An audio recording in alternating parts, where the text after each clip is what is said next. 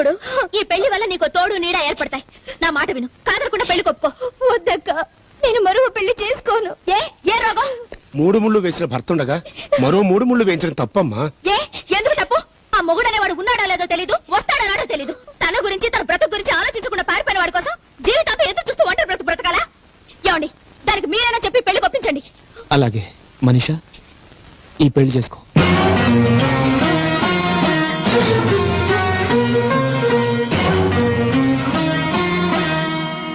వద్దులే, చేసుకోవద్దు. ఎందుకు చేసుకోవద్దు? ఒకసారి పెళ్ళైన పిల్లకి రెండోసారి పెళ్ళంటే తప్ప. భార్య చేస్తే మగాడు రెండో రోజు రెండో పెళ్లి చేసుకుంటున్నాడు. తనెందుకు చేసుకోకూడదు? దాన్ని కట్టుకున్నవాడు బతికే ఉన్నాడు కాబట్టి. అలాంటి వాడు బతుకున్న ఒకటే, చచ్చిన ఒకటే. అంత మాట అనుకు. ఆయన దేవుడు, ఏడా దేవుడు, ప్రత్యక్షమవుడే అవుతాడులే. అయినా తనకి బాధ నీకెందుకు? తను ఒంటరిగా ఇంట్లో ఉంటే నాకు బాధగానే ఉంటుంది. మనీషాకి పెళ్లి జరగాలి, అత్తారింటికి వెళ్ళాలి. తను ఎక్కడికి వెళ్ళదు, ఇక్కడే ఉంటుంది. ఎవరుంచుకోవడానికి అది ఇక్కడ ఉండాలి?